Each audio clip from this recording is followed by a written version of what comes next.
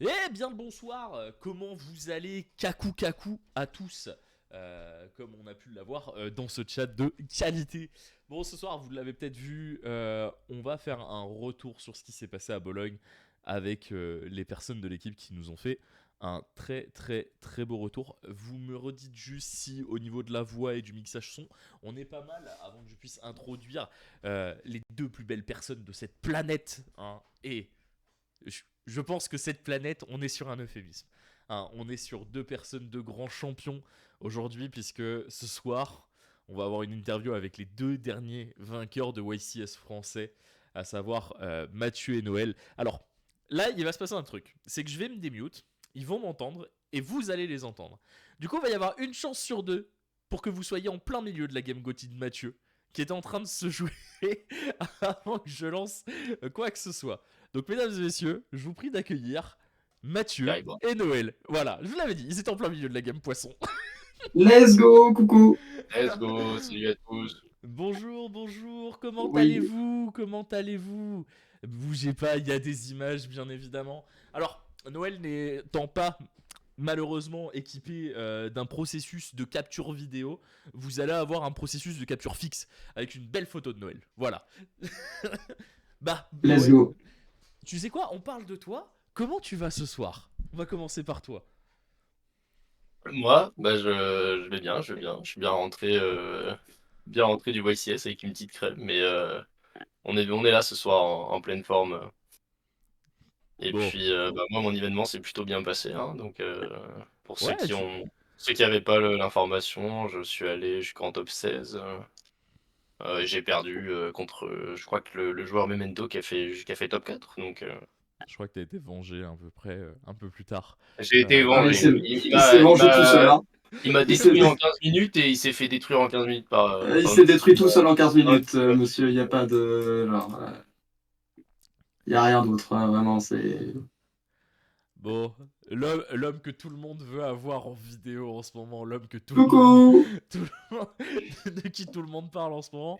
Bonjour Mathieu, bonsoir plutôt. Je suis encore bleu, donc tout va bien, let's go.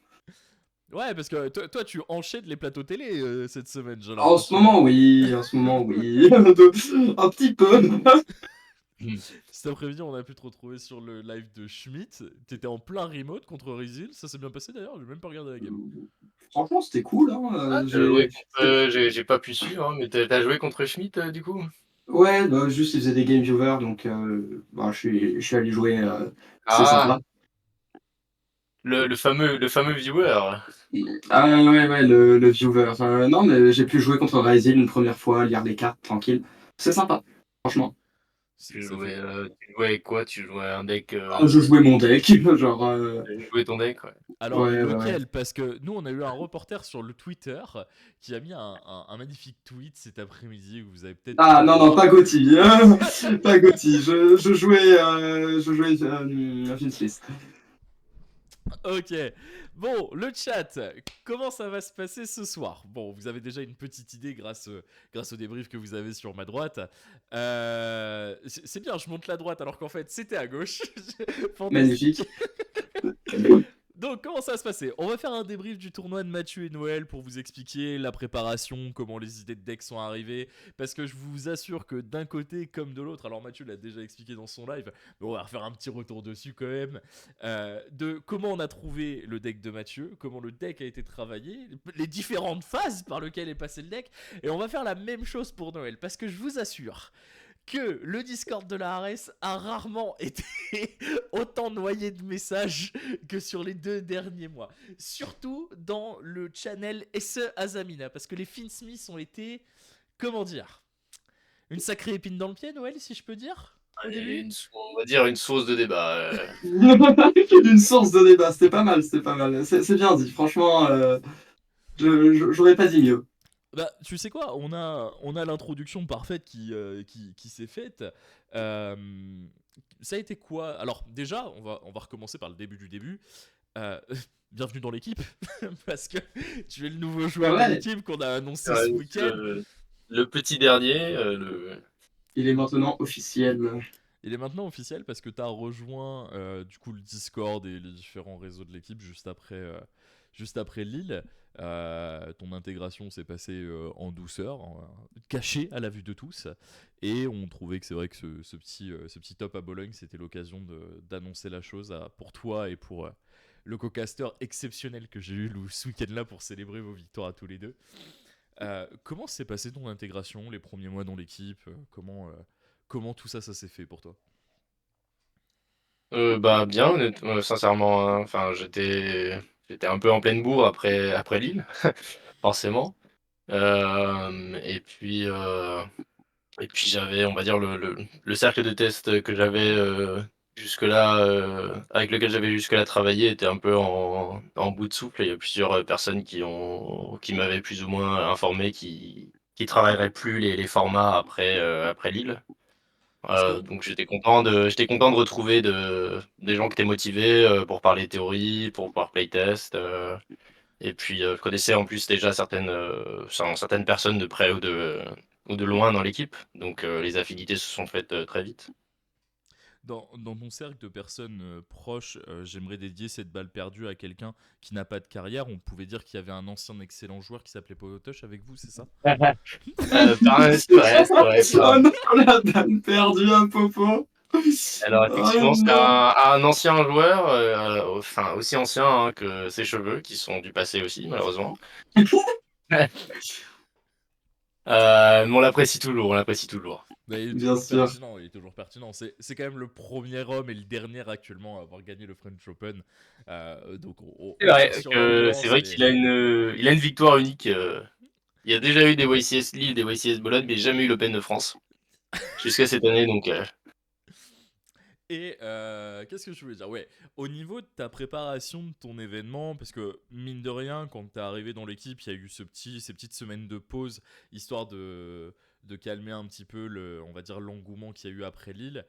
Est-ce que, enfin, comment est venue la sélection du deck que tu as eu au niveau de l'équipe? Parce qu'il y a eu énormément de conversations, que ce soit sur Yubel, que ce soit sur SE, que ce soit sur la variante FK, que Mathieu et Léo avaient travaillé pour Lille, qui avait été réadapté après. On s'est retrouvé rapidement dans un flou à devoir identifier quel deck allait être joué. Comment toi t'as fait ton choix pour cet event?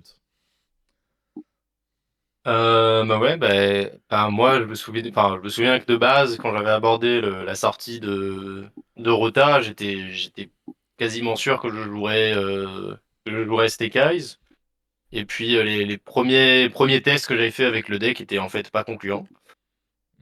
Pour être honnête, le deck il avait quand même quelques problèmes de consistance, il était pas si résilient que ça aux interactions de la main. Et puis enfin, il avait globalement plus de problèmes que ce qu'on pensait. Et en fait, il avait essentiellement regagné de la puissance par rapport à un deck comme Yubel sur le format de Lille. Donc j'ai hésité longtemps à jouer Yubel au final, qui était un deck que tout le monde pensait quasiment mort à la sortie de Fuvaros, alors qu'en fait, si l'adversaire il a pas Fuvaros en main, c'est toujours je pense le meilleur deck qui commence aujourd'hui. Et donc J'ai j'ai vu à la fini par finale, du me. coup. C'est vraiment la partie. Si la défense n'a pas fait ressembler qui est importante. Effectivement, bah, la finale nous l'a bien montré. Et donc ouais, j'ai fini, il y avait quand même plus de gens qui travaillaient à Snake Eyes, et donc j'ai fini par arrêter de playtest Yubel, que j'estimais un peu trop fragile, je pense, en second juste en engine contre engine. Et donc bah, j'ai beaucoup travaillé le deck Snake Eyes, comme tu l'as dit, hein. On a beaucoup échangé. En fait, il y avait un gros débat dans l'équipe pour savoir si on jouait ou pas l'engine Finsmith, qui demandait enfin, qui demande quand même soit des briques en main deck, qui prend aussi beaucoup de place dans l'extra deck.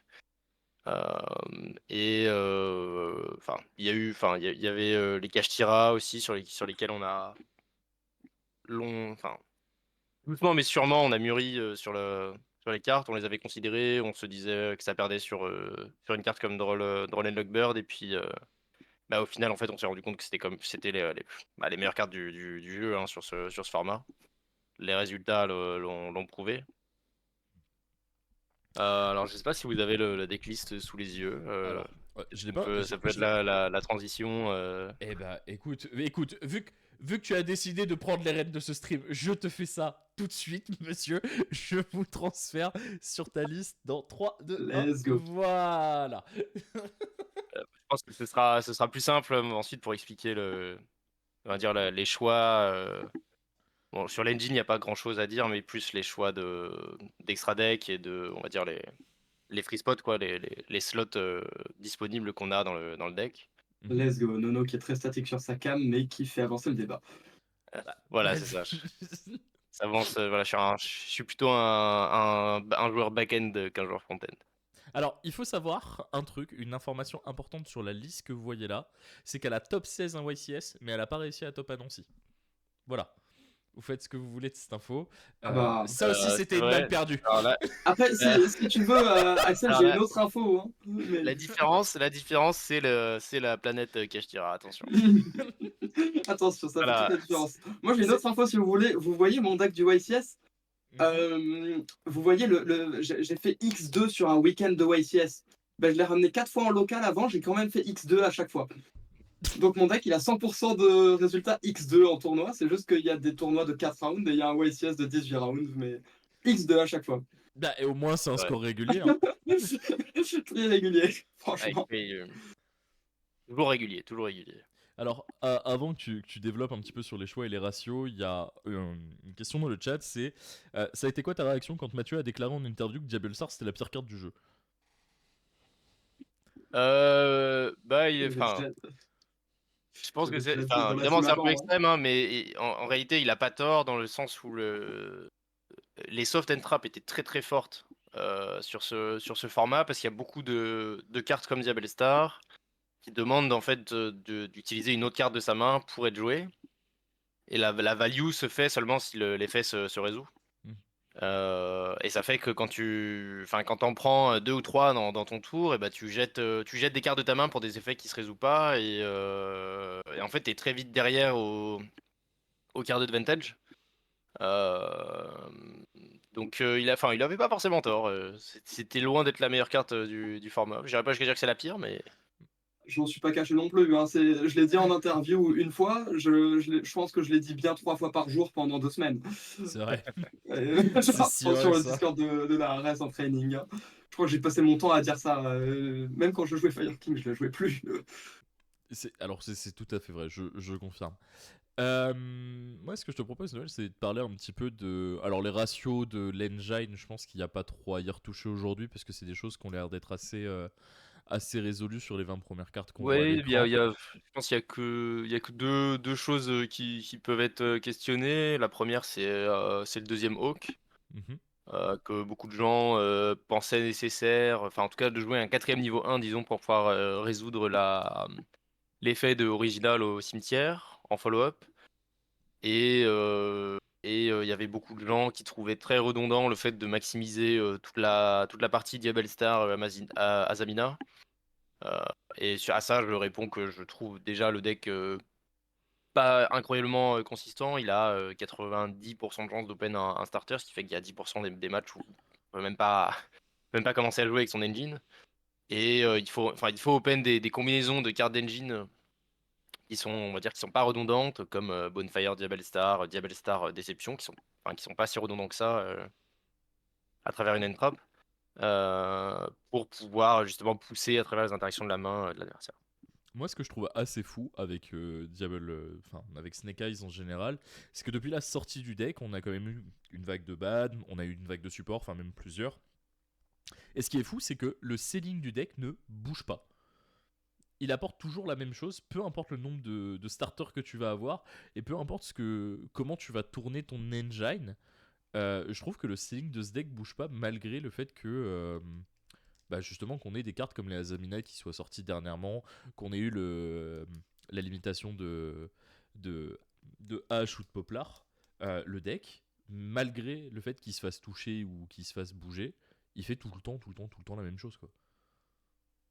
Oui, ben il a enfin, en fait, ce qui s'est passé, hein, c'est qu'au fil du temps, il y a des cartes qui aidaient le deck à faire des endboards qui ont été retirées du jeu. On peut penser Ah, à Paul. Borel Savage, à Baron. Ensuite, plus tard, il y a eu Apollousa. Et en fait, à chaque fois, il y a eu des nouvelles cartes pour combler le manque, que ça soit les Finsmith, que ça soit les Azamina. Les gens ont été un peu plus créatifs après la sortie de la deuxième niveau 8, l'autre Diabel Star. Il se faisait numéro 38 pour mettre une negate de magie au pied, enfin de magie essentiellement en l'occurrence.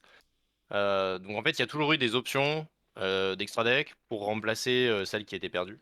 Mhm. Tout à fait. Et il y a toujours, et en plus, enfin, la sortie des Azamina a comblé les starters qui ont été retirés du jeu par la banlist précédente. Et on se retrouve avec cette stabilité qui ne bouge pas. Qui bouge pas, Euh, voilà. On a 20 cartes d'engine et même si les noms ont changé, la nature n'a pas changé. le deck Et reste. même quand on dit que le ceiling n'a pas bougé, c'est pas exactement vrai. Disons que ce qui n'a pas bougé, c'est le nombre de body et de ressources que ton combo va t'apporter. Après, c'est le ceiling, c'est aussi ce que tu en fais. Et ça a beaucoup bougé à cause des banlists et des sorties. Mais c'est vrai que ce qui n'a pas bougé, c'est euh, le nombre de body qu'une carte va t'apporter. C'est Ah, toujours le même. Oui, Et il ça, c'est- est bien trop élevé, mais c'est toujours le même. en fait, aujourd'hui, mis à part le N-board, au final, on trouve toujours on va dire des façons d'aller chercher un N-board qui soit optimal, mais le N-board de SE, à l'époque de Savage Baron, faisait peur. Après, celui avec Apollousa, c'était un peu plus jouable. Il suffisait d'une N-trap ou deux et t'avais déjà des boards qui étaient beaucoup moins forts. Et aujourd'hui, on se retrouve dans ce même axe. En fait, j'ai l'impression de. T'as plus Apollousa en face de toi, mais t'as à peu près la même force de board à gérer. Et j'ai l'impression que c'est grosso modo la même merde à gérer depuis le CDF quoi. Après, ça change oui, des choses. complètement. Mais enfin, je pense depuis la sortie des cartes qui ont permis à un deck comme Yubel Finsmith d'exister, je pense que là, actuellement, un deck, un deck un peu combo comme ça, enfin, ça paraît pas si combo que ça, hein, Stekai, mais je pense qu'aujourd'hui, on peut catégoriser tous ces decks-là comme des decks combo. Mm. Si Rezu son full combo, en fait, tu ne peux pratiquement jamais break le board parce que le problème, c'est il y a 5-6 interruptions qui sont générées juste grâce à une à deux cartes. Et puis, en fait, le reste, c'est du bonus, c'est des non-engine en main en général. Et en fait, quand tu trades, même avec des board breakers, tu trades les ressources adverses. En fait, ensuite, l'adversaire, il a encore des cartes en main pour trade avec ton engine. Donc, moi, je pense que on va de plus en plus se retrouver à des formats à chercher le deck qui arrive à rajouer le plus de N-trap dans son main deck parce on peut plus laisser l'adversaire résoudre son combo et dire je vais essayer de casser le terrain ensuite c'est plus envisageable aujourd'hui. Ah, en tout On cas peut, mais on va pas pas gagner. avec le niveau pas avec le power level actuel dans le jeu. Pas avec le format qu'on va avoir actuellement, mais admettons, bon là on spécule, on va faire une petite parenthèse dessus, mais admettons les trois gros decks du moment se font casser la gueule sur le format Rizil et Malice. Je pense que le fait de jouer, bon, ce sera pas des grosses engines, donc ça te permettra quand même de jouer pas mal de non-engine cards, mais ça reste des decks où même si en termes de package c'était un petit peu plus gros, ce serait pas dérangeant vu que le power level du jeu va redescendre si on se fait nuke le format qu'on a actuellement quoi. Oui, complètement. C'est des decks qui ont des endboards beaucoup plus fair avec moins de negate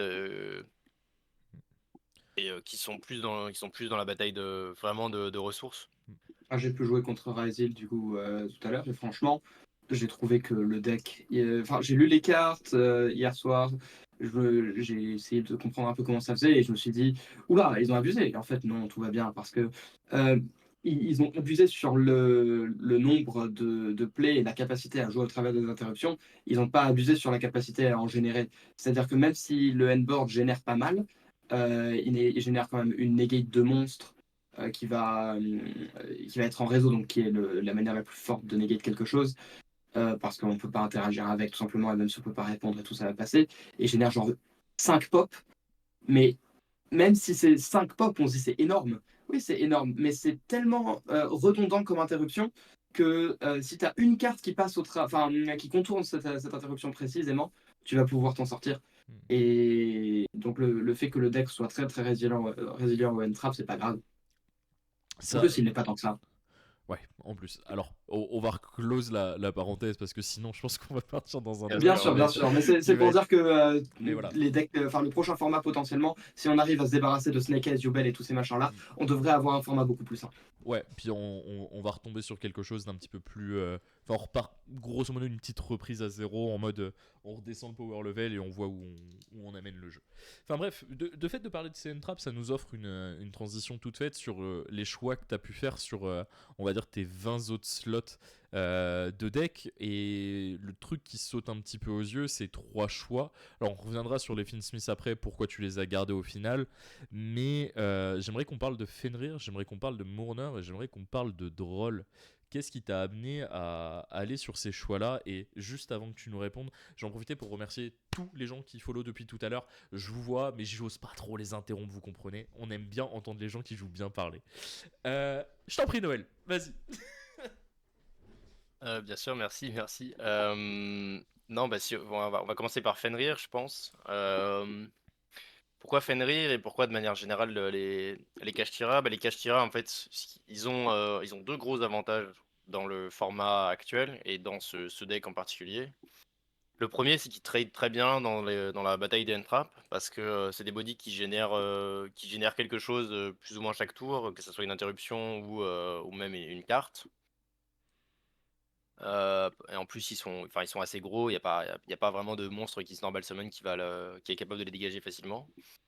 Le deuxième avantage dans un deck comme Snake Eye actuellement, c'est qu'on doit utiliser beaucoup de cartes de sa main pour jouer. On doit cost au moins une carte de sa main pour Diablo Star, on doit cost une carte pour Déception. Et donc ça permet de limiter aussi le moins qu'on va faire de la main et donc de conserver ces autres cartes, ces autres cartes monstres qui sont, si c'est pas un starter, c'est soit une des briques d'engine comme la grosse Diabelle, soit ça va être une entrap qu'on n'a pas forcément envie de jeter sur le cost. Est-ce que le Euh, Fenrir aussi te servait pas de. Alors, je fais comme si j'avais pas la réponse, mais est-ce que le Fenrir te servait pas aussi pour le match-up Tempai au moment où tu prenais Shifter où le body était vraiment quelque chose d'intéressant pour ce match-up-là? alors effectivement, le troisième avantage des Kashtira, c'est d'être effectivement des bonnes cartes sous shifter, donc principalement contre Tempai, mais c'est valable. Il y avait pas mal de Ritual Beast quand même à l'événement. Enfin, en tout cas, j'en ai vu plusieurs en top cut, y compris la personne qui allait au Worlds, le joueur espagnol. Léo, je crois. Julio, ouais. Julio, ouais, c'est ça. Et c'est des bonnes cartes aussi pour essayer de tenir un tour sous shifter. Donc là aussi, ça fait quand même, c'est une carte très très polyvalente, même en go second sur un demi-board. L'idée c'est que si on a une trappe un peu, l'adversaire, il a probablement pas résolu son full combo et un Fenrir qui tombe sur la table, ça met tout de suite beaucoup de pression. Donc ensuite, tu me parlais de De mon Mourner, heure. ouais. Alors mon heure, en fait tout simplement c'est des copies de plus de Imperm et Veiler qui sont actuellement qui étaient très très bons dans le format parce que ça touchait des cartes comme Snake Ayash et Diablo Star notamment, et qui sont des starters qui, s'ils se résolvent, ils font beaucoup beaucoup de choses, mais en fait ils sont quand même très vulnérables. Mhm.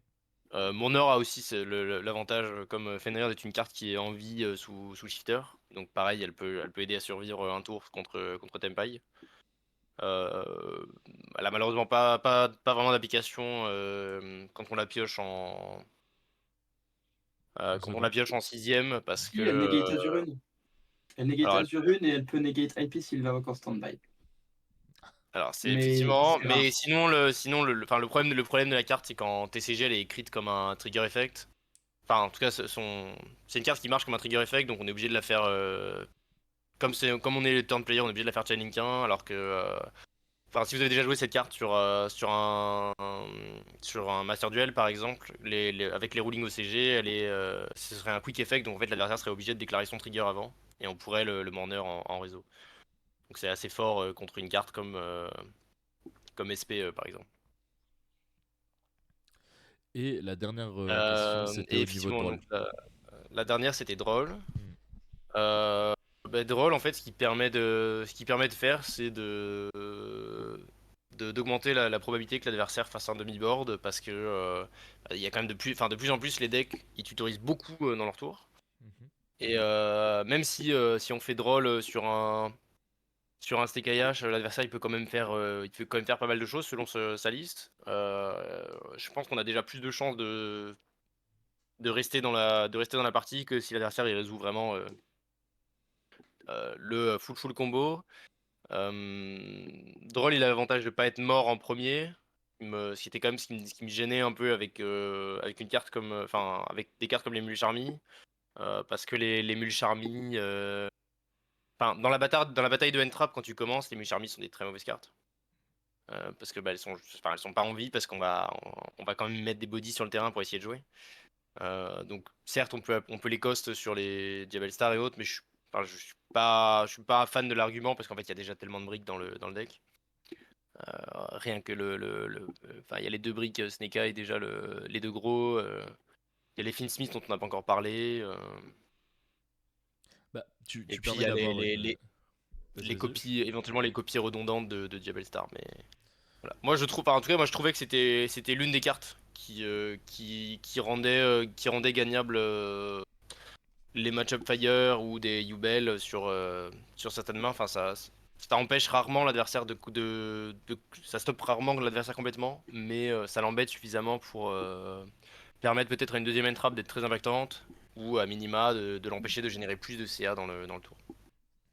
Tu parlais de la recherche de briques dans le deck, puisque ça a été, on va dire, ton fer de lance sur ces dernières semaines, d'éliminer vraiment toutes les briques possibles, puisque quand tu avais décidé de partir sur SE, euh, tu avais dit, ok, je cherche à avoir une stabilité plutôt que d'aller chercher des gros boards, et finalement, les Finsmith sont revenus suite à une conversation, il me semble, du jeudi soir, ou du mercredi soir, je sais plus. Euh, Oui, enfin, c'était la dernière semaine, effectivement. Ouais, c'était dans les tout derniers instants et vous avez décidé de les remettre dans le deck. Qu'est-ce qui a amené ce changement et qu'est-ce qui a fait que tu t'es relancé sur Stenjane Finsmith? Alors effectivement, quand j'ai commencé à mieux prendre en main le deck et à l'adapter au format, j'ai tout fait pour limiter le nombre de briques dans le deck. Donc de base, on avait tous mis les Finsmith et le lapin avec sa piège. Parce que c'était le meilleur ceiling du deck en Go First. Et puis au fur et à mesure, enfin, moi j'ai cherché des voies alternatives pour faire des N-boards. Et j'avais commencé à cut ces cartes-là parce qu'on avait déjà beaucoup de briques. Il y a beaucoup de briques de base dans le deck Snake Eyes. Le problème qu'on a eu, enfin, et que surtout moi j'ai eu, parce que au début, enfin, j'ai longtemps refusé de jouer des cartes comme les Finsmith, c'est que le deck, il avait aucune capacité à transformer des bodies en quelque chose d'intéressant en go en premier. Mhm. Parce qu'en second, on est souvent capable de faire une charmeuse ou quelque chose comme ça. Mais en premier, deux body, en général, ça devient juste SP pass. Ce qui est pas très intéressant. En plus, dans un match-up miroir, ça met un Snake Hayash et une Diabell Star dans le cimetière adverse. Donc c'est vraiment pas bon. Donc l'idée des Finsmith, c'était de dire mes deux bodies peuvent devenir quelque chose. C'est-à-dire soit ils vont devenir un Désirae et on va passer son tour. On a quand même une interruption avec le Désirae. Soit on va aller plus loin et en fait nos deux bodies en deviennent trois, puisque la séquence va invoquer la fusion, donc à ce moment-là on se retrouve à trois bodies, et donc on a le droit de faire Promethean Princess, qui va reborn s'il est en rotation un Snake Eye, enfin une carte Snake Eye en tout cas qui est capable d'extend par la suite. Et c'est comme ça en fait on va se retrouver avec un setup à base il va y avoir une IP sur le terrain et peut-être une Promethean au cimetière. Donc ça permettait de dire en fait à travers deux entraps en moyenne, je vais quand même réussir à extend mes plays. Et en fait un autre problème que je rencontrais qui était cette fois en partant second, c'est qu'une fois que j'ai break le board adverse mais que j'ai pas réussi à le tuer, en fait j'étais pas capable de générer d'interruption dans le deck. parce que en général, c'est pas à travers les Azamina qu'on va réussir à générer des interruptions. On utilise souvent SP en breakboard, donc à moins de jouer peut-être une deuxième SP pour la faire pendant le tour adverse avec IP. Euh, on n'avait pas vraiment de moyen, disons, de générer ensuite des interruptions sur le follow-up adverse. Et les Finsmith, ils permettent aussi de faire ça, en plus d'aider à break les boards. Engraver, il peut envoyer une carte au cimetière. Si on invoque le Desiree juste pour extend, et ben, le Desiree il va aussi send une carte sur le terrain adverse. Et donc on va quand même, dans la guerre, dans une bataille de ressources, en fait, ils sont très très très forts, les Finsmith. Ok. Et bah, on a décidé de ne jouer que les deux, donc qui sont qui a un peu des briques. Hein, du coup, la Lacrima peut éventuellement être normal summon, mais du coup, le Engraver devient une très mauvaise carte à piocher. Hmm. Le problème, c'est que si on veut le rendre en vie, il faut jouer une carte comme Tract, et il faut jouer des cartes comme Lurie qui sont des cartes très moyennes dans ce deck parce que ça donne pas accès à l'engine comme avant. Donc ça fait qu'on ajoute des semi-briques au deck en plus, et ça sacrifierait encore des cartes de non-engine, et donc on a vraiment estimé que c'était pas nécessaire, quoi. Et qu'on acceptait de jouer deux cartes assez moyennes, voire mauvaises en main, pour améliorer à la fois le ceiling du endboard et la résilience du deck de manière générale aux interruptions. Je vais juste dire que je suis d'accord avec toi, les Finsmith, c'est des cartes qui sont fortes dans les guerres de Entrap. C'est vrai. Tu C'est vois, vrai. tu nous fais. Ah, peut-être qu'en J'ai playtestant contre j'ai toi, été d'accord. j'ai eu plus de façons d'apprécier les cartes. Ah, il y a Finsmith. plusieurs personnes qui, en playtest contre moi, ils ont commencé à en avoir marre de Diabel. Ils ont commencé à en avoir marre des Finsmith aussi. Et il y en a deux, trois qui m'ont dit, je crois que c'était Ralil aussi au BNB, il m'a dit, enfin, genre, on a fait des games de test le soir, et il m'a dit, pourquoi tu m'as pas cassé la gueule comme ça la semaine dernière, j'aurais joué le même deck que toi. Alors, Euh, j'ai une dernière question au niveau de ton main deck. On reviendra sur la partie side deck après. Tu expliquais dans ta profile que tu avais pas pu jouer le deck de Mathieu parce qu'apprendre les lines c'était peut-être un peu trop short sur le temps que tu as eu. Est-ce que aujourd'hui, en enlevant le fait que tu saches la fin de ce YCS, si tu avais un petit peu plus de temps, tu serais totalement parti sur le même deck que Mathieu? Je sais pas si j'aurais joué exactement la même liste, parce qu'il avait des choix qui, même avant l'événement, me semblaient discutables. Lui, par exemple, par rapport à la decklist qui a beaucoup tourné du côté des Allemands ou de Pack, nous, enfin, le choix de l'équipe, c'était de pas du tout jouer les cartes Kashtira en main deck. On avait préféré partir sur un autre package de Lightfield. En vrai, c'était mon choix, moi. Du Et, côté de l'équipe en général, il y avait des gens qui Et voulaient les jouer. je pense que j'aurais considéré je pense jusqu'au dernier moment, j'ai pas considéré le deck comme une vraie option. Ok. Et je pense qu'avec le recul, j'aurais dû comprendre que c'était un deck qui avait pas un si mauvais match-up Tempai que ça, si on avait travaillé ce dont on était capable de faire avec le deck.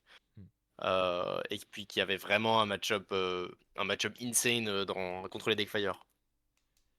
Et Bah, plus je l'ai affronté et plus je m'en rendais compte. Je m'étais aussi dit que j'en croiserais pas beaucoup, mais il semblerait on n'était pas les seuls du coup à être arrivé à la conclusion que jouer Finsmith plus 20 Trap, bah, c'était probablement la réponse au format actuel. bah, tu vois, tu offres une transition toute faite puisque on va parler avec notre Mathieu de son choix de deck, de comment le deck est arrivé sur la table parce que je trouve que le comment on a commencé à bosser le deck, c'est exceptionnel. Vraiment, d'où l'idée elle sort, c'est très très con. Bah écoute Mathieu, je te laisse raconter l'histoire de ton deck et de comment c'est parti. Et ensuite on va rentrer un peu plus en détail dans ta Est-ce decklist. que je suis le père Mathieu, je vous raconte une histoire depuis le début ou est-ce que j'abrège? Ah, alors, Parce que tu peux trouver un bon entre-deux, je pense. c'est sûr, je sais pas. Ouais. Moi, je sais que je peux partir depuis Lille si vous voulez. T'inquiète, je peux. Ouais, honnêtement, on va partir depuis Lille parce que pour Allez. expliquer un petit peu comment ça s'est fait, le après Lille, il a été dur un peu. Ah ouais, Quand je t'ai récupéré round 10 ou à la 11, petite cuillère. ouais, à la petite cuillère où je pense très honnêtement que t'avais fait un bon tournoi et que là, ça venait de notre faute, comme je t'avais dit. Je pense qu'il manquait une semaine de taf sur le deck que t'avais à Lille.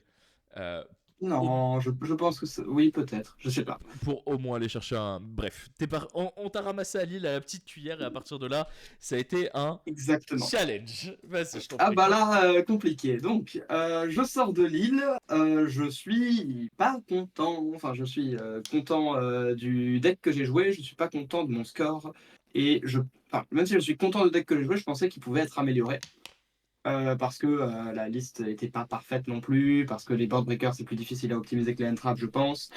Donc j'ai pas mal galéré et en même temps je trouvais que c'était dommage parce qu'on changeait de format avec Rota qui sort et tout, donc je peux plus réessayer de jouer Fire King dans le même format. Je me suis dit, bon, c'est pas grave, il y a Ulcanix qui sort, Ulcanix c'est trop bien dans Fire King. On va essayer de jouer Fire King avec Ulcanix, ça peut être que trop fun. Donc j'ai essayé de jouer Snake Eyes Fire King Azamina pendant un moment. J'ai essayé même de jouer juste Azamina Fire King sans les Snake Eyes parce que il faut comprendre quand même que les Azamina et les Diavel Stars sont des starters plus que corrects dans un deck qui veut jouer des niveaux 1 feu, même sans les Snake Eyes, parce qu'on va juste tuto Ponix avec OSS et en norme Ponix. J'ai essayé ça pendant plusieurs semaines et j'aimais bien. Et bon, j'aimais bien, mais j'avais quand même deux, trois problèmes. Et j'ai commencé à les identifier en training à un moment. C'est que c'est en essayant de jouer Snake Eyes Pure que j'ai identifié ça, en faisant une ou deux games avec. Je me suis rendu compte que Diabel Star, à chaque fois que je l'invoque et qu'elle se prend une entrap, je perds la game. Mais c'est même pas genre, ça m'arrive des fois, elle prend une entrap, je perds la game. C'est genre, si Diabel Star prend une entrap, je perds la game 100% du temps. Et je crois que j'ai jamais gagné une game où Diabel Star s'est fait interrompre. C'est très très grave. Et donc je me suis dit, ok, si je perds toutes les games quand Diabel Star se fait interrompre, je vais pas jouer Diabel Star parce que la carte est. Enfin, je veux pas jouer dans mon. Enfin, parce qu'elle se fait interrompre tout le temps. Il y a tellement d'entraps dans le jeu en ce moment et toutes les entraps. Enfin, Diabel Star, c'est tellement un aimant à entrap, je vais pas jouer une carte qui va me faire perdre la game à chaque fois que je vais l'avoir dans la main. Donc j'ai commencé à essayer de jouer Fire King sans Diabel Star. Ça a des avantages, ça a des inconvénients. Les avantages, c'est qu'il n'y a pas Diabel Star, donc il n'y a pas de carte qui te fait perdre la game quand tu l'open. Les inconvénients, c'est que du coup, il n'y a pas assez de starters, du coup, tu as moins de cartes qui te font gagner la game quand tu les open. Il est Entre guillemets. tellement radical. C'est terrifiant. Du coup, bon. euh, donc, j'ai décidé d'essayer de faire ça. Ouais, c'était un peu radical, mais bon, à un moment, si on veut avoir des résultats, il faut faire des trucs radicaux. J'ai fait quelque chose à Lille qui était correct et ça n'a pas été suffisant. J'ai décidé d'essayer de prendre le taureau par les cornes pour la préparation de cet événement-là. Donc j'ai joué Fire King pur pendant très très longtemps, genre jusqu'à 2 semaines avant l'événement, avant Bologne. Je jouais Fire King pur avec 3 Ponix, 3 Garunix, 2 Highlands, 2 Sanctuary, 3 Ulcanix, 3 Kirin, je jouais Barong, enfin pas Barong, Rangbali, enfin que des Fire King. Et j'ai beaucoup aimé. Je jouais une version avec 18-20 entrap et un maximum de cartes Fire King pour les avoir en combinaison et tout. J'ai beaucoup aimé, mais 2 ou 3 semaines avant l'événement, malheureusement, je me suis rendu compte, enfin heureusement que je m'en suis rendu compte à ce moment-là, disons, j'ai laissé tomber parce que malheureusement le deck n'était pas assez stable. Parce qu'il n'y a pas assez de bonnes cartes Fire King ou pas assez de bons starters Fire King en tout cas. Les seuls bons starters Fire King, c'est Ponix et Ulcanix, et chacun de ces deux-là demande d'avoir des monstres feu en plus pour être fort. Si je veux jouer au travers des entraps correctement, il faut open exactement Kirin. C'est c'est pas quelque chose que je peux me permettre de vouloir faire sur 12 rounds suisses, plus un top 64 de 6 rounds, donc 18 rounds. Sur 18 rounds, je peux pas me dire je open tous les BO 2 fois sur 3, Kirin ou Ulcanix plus. Enfin, non, Ponix ou Ulcanix plus Kirin. Je peux pas me dire que je vais faire ça sur ce temps-là. Et donc, 2-3 semaines avant l'event, j'ai dit ok, je Qu'est-ce laisse qu'on tomber fait? Fire King, c'est trop fun, mais malheureusement pas assez stable.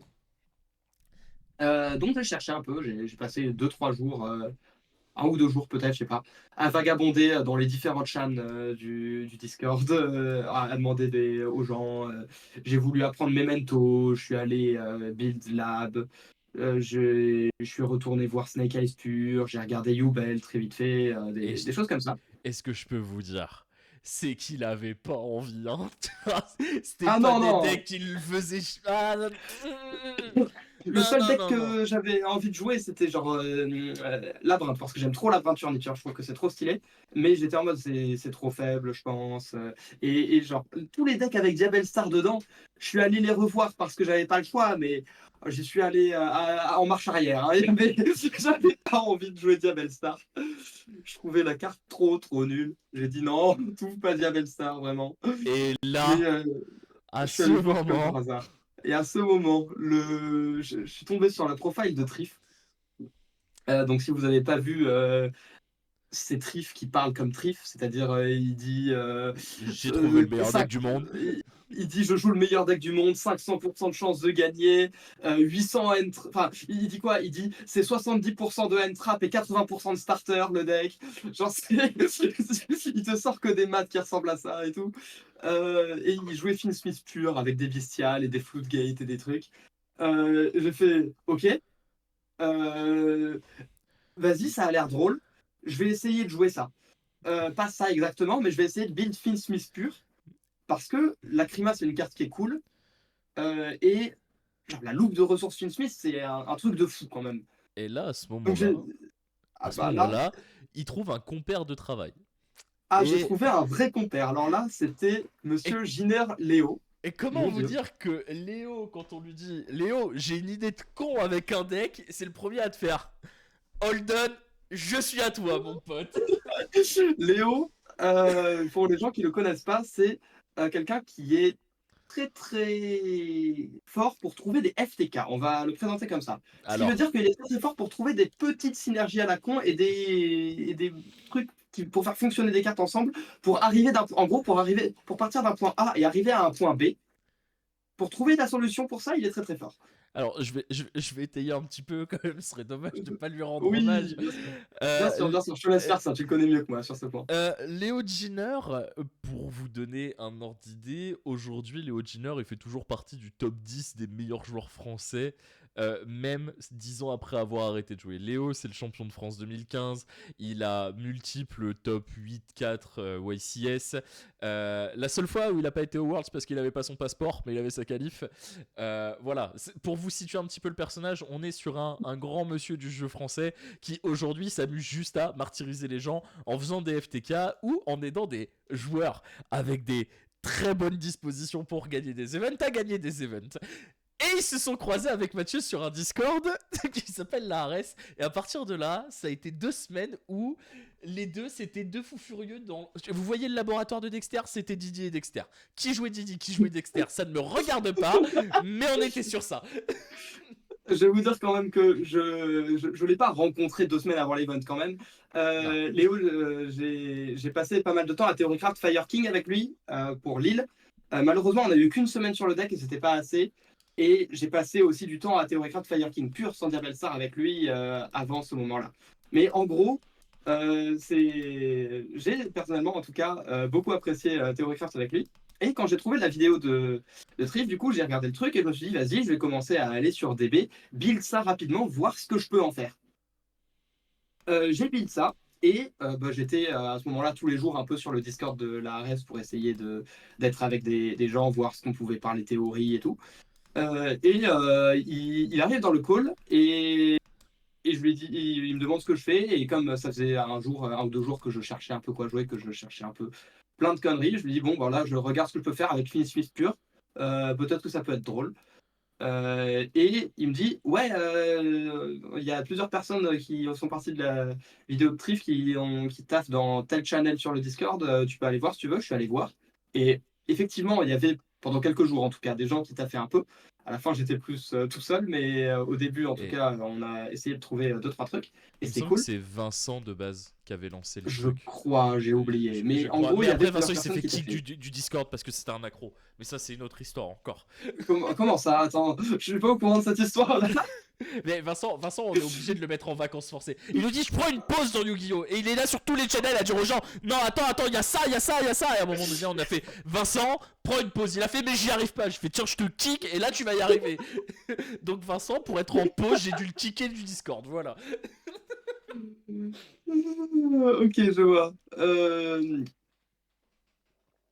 Mais du coup, je suis allé taffer avec ces gens-là et avec Léo. Et j'ai passé juste beaucoup de temps à juste jouer. J'ai pris Finn Smith pur. Et de base, dans mon deck, il y avait 3 Engraver, 3 Lacrima, 3 Tracts, 3 Sanct et un Luri. Ah ouais, les 3 Sanct, j'avais vraiment envie de jouer des Finn Smith et d'open des Finn Smith et tout. Et je me suis dit, ok, on va tester ça, on va voir ce que ça donne. J'ai commencé à tester. J'ai eu un bon feeling sur les loops, même si elles n'étaient pas optimisées ni quoi que ce soit. J'ai continué à tester et j'ai fait, après 2-3 essais, je suis arrivé à une liste où il y avait, je crois, 18 entraps, très solide. Il y avait 18 entraps plus une engine bestiale avec regained et tout. J'ai commencé à tester. Ça s'est plutôt bien passé. J'ai commencé à tester avec les autres gens de la team. Donc j'ai testé contre Nono qui jouait à ce moment-là Youben. J'ai testé contre Alexandre, Romain, Alex. beaucoup T'as contre eu. Alex en vrai, hein, parce que c'était lui qui était là vraiment tous les soirs pour playtest et tout, qui jouait Snake Eyes à ce moment-là. Alors, je vais juste Et répondre à une petite question du chat qui a été posée. Un truc que je comprends pas, c'est pourquoi dans la team vous jouez, théorisez pas tous sur les mêmes decks. Si c'est un effort collectif, tout le monde, ça peut permettre de trouver la meilleure decklist plus facilement. Alors il faut savoir qu'en fait, tu as aussi des affinités avec les decks et qu'en gros, tu as des groupes de travail qui se forment naturellement et tu as des gens dans l'équipe qui sont, on va dire, dédiés à aider les gens à trouver des listes. Donc c'est pas un problème parce que ça rentre dans l'organisation de l'équipe. Fin de la parenthèse. Et il oui, faudra. exactement. Disons que même s'il y a un deck qui est objectivement le meilleur deck, mettons que pour ce YCS-là, c'était Finswiss Kashtira, s'il y a un joueur qui n'a pas d'affinité avec Finswiss Kashtira, il va pas pouvoir l'amener aussi loin qu'un autre deck, donc ce serait dommage de le forcer à aller jouer ça. C'est ça. Et t'as des gens qui, dans l'équipe, sont là pour justement se mettre sur ces decks-là, même quand t'as pas de joueur qui veut être dessus. À partir du moment où il y a une idée qui est cohérente et qui mérite de se pencher dessus, t'auras toujours un joueur avec quelqu'un du staff pour bosser dessus. Et Léo fait partie du staff. Et c'est Léo qui a aidé Mathieu justement pour ce deck là, tu vois. Donc l'organisation de l'équipe est en place et elle fonctionne et voilà. Il faudrait que tu fasses une parenthèse sur les moments où vous avez testé des trucs chelous, genre Metal, genre Alester, genre. Oui, parce qu'il y a eu beaucoup de trucs chelous Alors, qui ont été c'était pas testés. moi, Alistair, c'était pas moi, Alistair, je déteste Alistair, laissez-moi tranquille. C'est une conversation entre 4 gus à 2h du matin. Où on est allé très loin pour essayer de le jouer en se disant mais c'est tous des lumières, à tout moment ça fait des demande pas la Nekama. normale summon. Mais ils voulaient tous faire Normal Summon Alistair, Link 1 pour. J'ai oublié comment elle s'appelle, la Moon. machin, Artemis. Ouais. Non, Artemis, n'importe quel body fait Moon, invocation pour Mekaba, et t'as un Mekaba et t'as Luke Finswiss à côté. Ils ont fait ça, ils ont théorisé ça pendant genre 6 heures. Et je pense que c'était trop grave. Donc eux, ils faisaient Alistair de leur côté, et moi, je suis allé chercher l'autre Normal Summon de merde. Je suis allé chercher le Métalmorph miroir chat, la copycat Métalmorph. J'en ai pas mal parlé dans mon live de mardi, dont la VOD est disponible. Mais en gros, je suis allé faire beaucoup de tests et l'engine Metalmorph me plaisait bien parce qu'elle permettait de rajouter des interruptions et de la résilience au board et au loop parce que c'était des interruptions supplémentaires. Et en même temps, ça me donnait des starters en plus parce que c'était des accès à des Lightfield. Ça joue autour de Zerkanbi, des choses comme ça. Enfin, je trouvais que c'était vraiment très intéressant. Et j'ai passé une majeure partie de mon testing à jouer avec ces cartes-là dans mon deck. Même si finalement, ça n'a pas été dans la liste finale.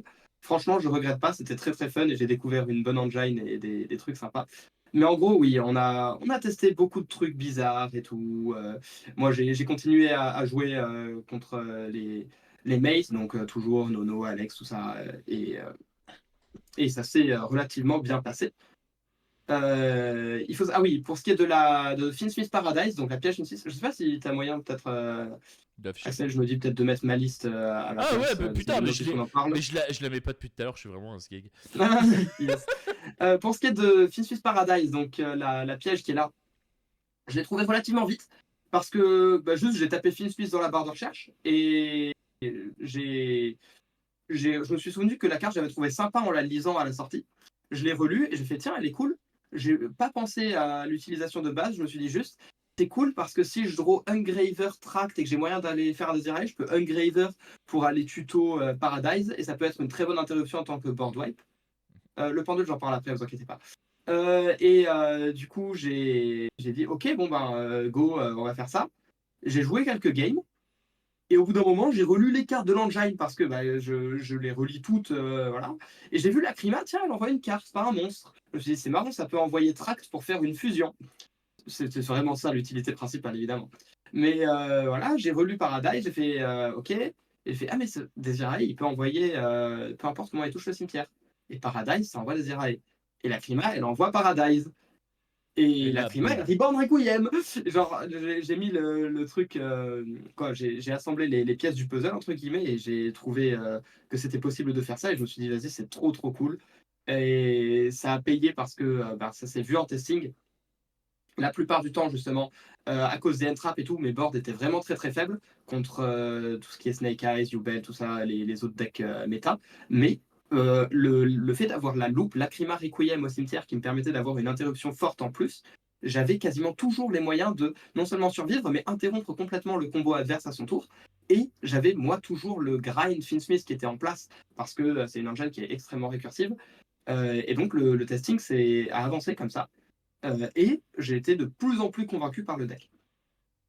Il y a un moment, je crois le dernier week-end avant l'event, Léo qui m'a proposé de jouer des muskets. À tous les fans de muskets, bouchez-vous les oreilles, vous n'allez pas aimer. J'avais jamais lu les cartes muskets avant et j'ai oublié ce que font toutes les magies pièges parce que je les ai trouvées nulles. En gros, il m'a proposé de jouer juste Starfire Calamity pour faire des bodies. Je lui ai dit, ok, je vais check ça. J'ai regardé l'engine, j'ai essayé, ça m'a bien plu. Au début, avec les métamorphes en plus, puis après, j'ai cut les métamorphes. Et j'ai quand même lu les Magies Pièges Musket au début. La seule ligne de texte que j'ai retenue sur ces Magies Pièges, c'est qu'elles commencent toutes par « Si vous contrôlez un monstre Magical Musket ». Et je ne suis pas allé plus loin parce que j'avais décidé de jouer le minimum de gardettes possible dans mon deck. C'est aussi pour ça que j'ai cut les métamorphes à la fin. J'allais pas jouer des magies pièges qui ne sont pas activables si j'ai pas une carte parmi 4 dans mon deck. J'allais pas non plus jouer plus de musket parce que j'ai déjà presque trop de normal summon dans cette liste. Donc voilà. Et il faut savoir un truc, c'est que quand Mathieu a commencé à tester ça, et que je suis tombé sur sa liste, je suis tombé sur Mathieu, et je lui ai dit, est-ce que t'es sûr de toi?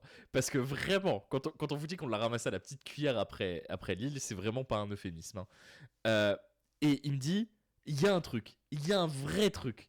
Et je fais, ok Mathieu, moi je veux juste que tu me promettes un truc, c'est qu'après Bologne, t'es pas comme après Lille, parce que vraiment là, je te fais confiance à 200%, mais vraiment jure-moi qu'il y a un truc. Il m'a dit, il y a un truc, il a enlevé les métalmorphes, il a eu la conversation avec Léo derrière, et il y a Léo qui m'envoie un DM, il m'a dit, Axel, là faut que tu croives, parce que vraiment il tient un truc de fou.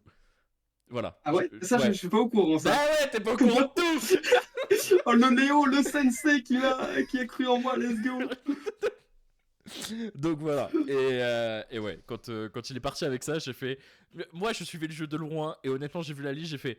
Ok, tout le monde me dit que c'est fou, parce que c'est pareil, j'arrive à un train, Mathieu venait littéralement tuer absolument toutes les personnes dans le vocal, et je fais, ça tourne la decklist, et là, il y a Stéphanie qui fait... Non mais là je prends des scores de tennis en fait. Et là, je fais, ok. Sachant qu'il connaissait la liste, il connaissait les choke points et il savait comment jouer contre. Ce qui allait pas être le cas à Bologne. Vraiment, le seul match-up contre lequel j'avais du mal et que j'ai pas pu trop tester, c'était Tenpai. J'ai de la chance, j'ai un joueur, enfin on a dans la team un joueur qui sait jouer Tenpai à peu près, hein, il se débrouille, même s'il n'est pas non plus incroyable, voilà, il sait comment, Bah, il connaît les loops de base, quoi, on va dire. j'ai envie de dire, contrairement à Monsieur Popotosh, lui, il a fait que 2ème à ce qu'on pourrait qualifier d'un Open. Mais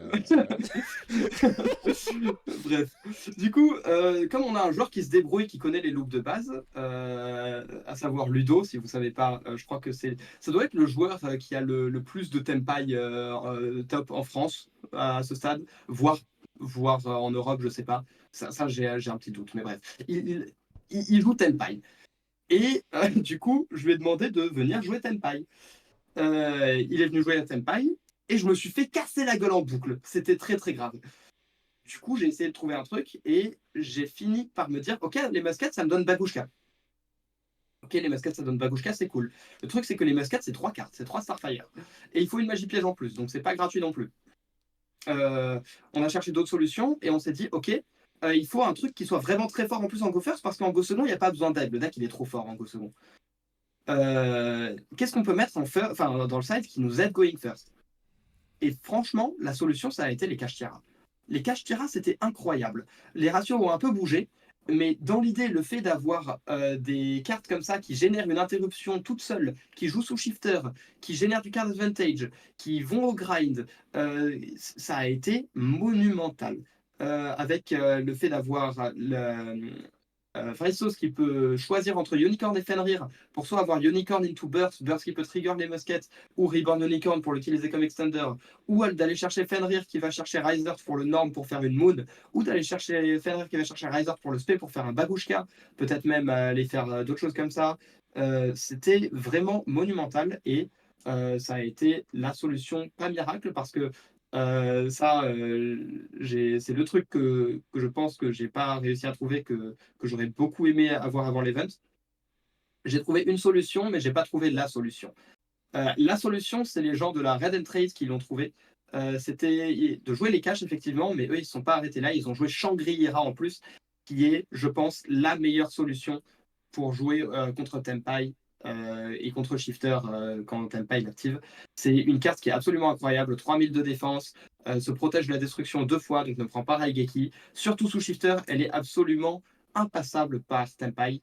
Et le fait d'avoir trouvé ça pour eux, c'est franchement un gros GG à eux.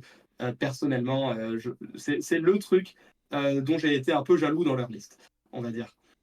Mais j'ai trouvé un game plan fonctionnel via Babushka et Riser, et les Kashtira, les 3 Dim barrières et tout. Et après quelques tests contre Ludo, je me suis rendu compte qu'en vrai, même si c'est pas un bon match-up, c'est quand même 50-50 parce que Dim barrière est une vraie carte.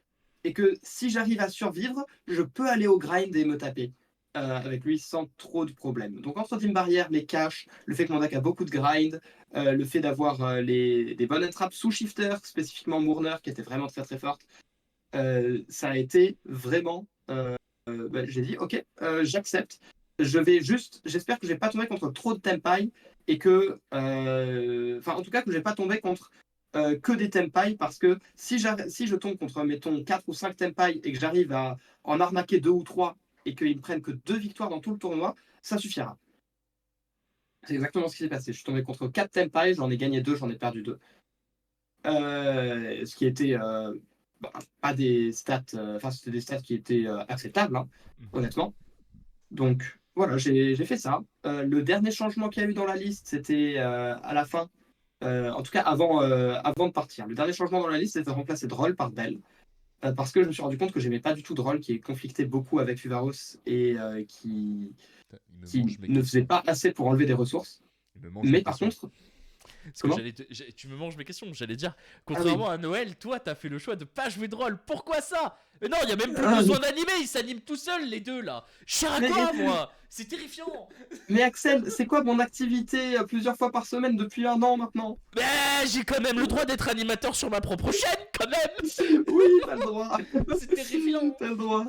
Mais bref, du coup, oui, j'ai décidé de pas jouer Droll parce que contrairement à Snake Eyes, j'ai pas un deck qui est très très fort avec son engine. Donc le but, c'est d'enlever des ressources avec mes entraps. Et comme j'en ai beaucoup, je suis sûr d'en open 2 ou 3 normalement. Donc Bell, c'est une carte qui va être très très forte si j'ai d'autres entraps à côté. alors que Droll, c'est une carte qui va réduire le board à elle toute seule, et parfois être forte avec une autre end trap, mais pas tout le temps. Et donc, ça allait pas dans mon deck, surtout que même si le board est réduit, s'il y en a un, en général, je vais avoir beaucoup de mal à passer. Donc, j'ai décidé de cut Droll pour Belle, tout simplement. Un choix que je n'ai pas du tout regretté, qui a porté ses fruits tout le week-end.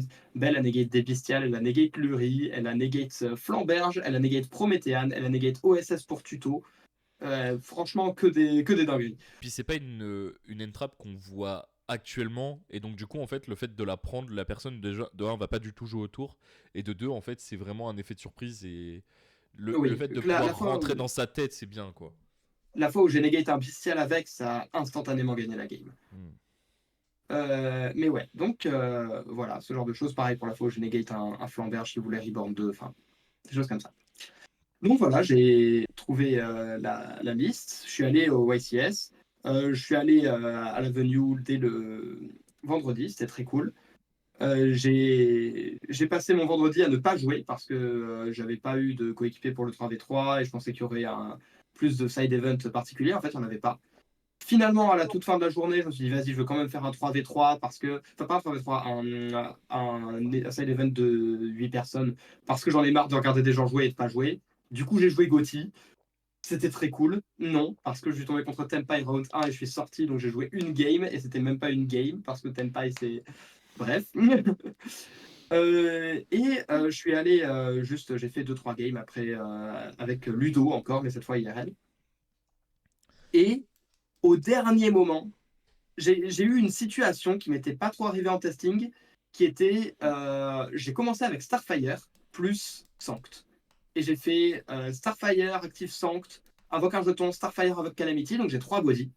Et j'ai fait Link 1, Requiem, effet. Et j'ai pris H.